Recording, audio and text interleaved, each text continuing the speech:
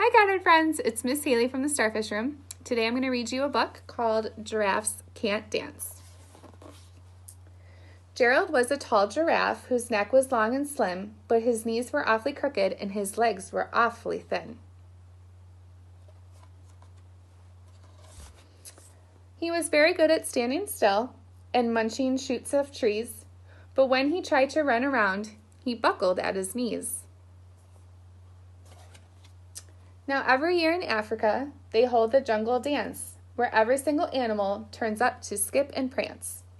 And this year when the day arrived, poor Gerald felt so sad, because when it came to dancing, he was really very bad. The warthogs started waltzing, and the rhinos rock and rolled. The lions danced a tango that was elegant and bold.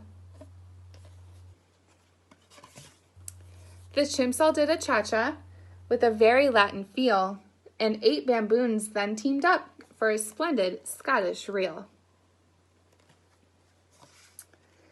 Gerald swallowed bravely as he walked toward the floor, but the lions saw him coming and they soon began to roar.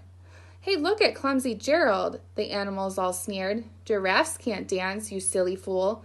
Oh, Gerald, you're so weird." Gerald simply froze up. He was rooted to the spot. "They're right," he thought. "I'm useless. Oh, I feel like such a clot." So he crept off from the dance floor and he started walking home. He never felt so sad before, so sad and so alone. Then he found a little clearing and he looked up at the sky. "The moon can be so beautiful," he whispered with a sigh. "Excuse me," coughed a cricket who'd seen Gerald earlier on, "but sometimes when you're different, you just need a different song." Listen to the swaying grass and listen to the trees. To me, the sweetest music is those branches in the breeze. So imagine that the lovely moon is playing just for you. Everything makes music if you really want to. With that, the cricket smiled and picked up his violin. Then Gerald felt his body do the most amazing thing. His hooves had started shuffling, making circles on the ground.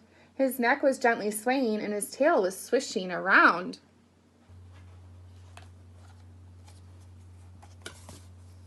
He threw his legs out sideways and he swung them everywhere. Then he did a backward somersault and leapt up in the air. Gerald felt so wonderful. His mouth was open wide. "I'm dancing, yes, I'm dancing. I am dancing," Gerald cried. Then one by one, each animal who'd been there at the dance arrived where Gerald boogied on and watched him quite entranced. They shouted, "It's a miracle. We must be in a dream. Gerald's the best dancer that we've ever seen."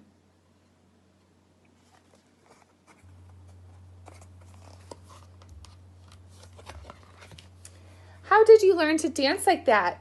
Please, Gerald, tell us how." But Gerald simply twirled around and finished with a bow. Then he raised his head and looked up at the moon and stars above. "We all can dance," he said, "when we find music that we love." The end.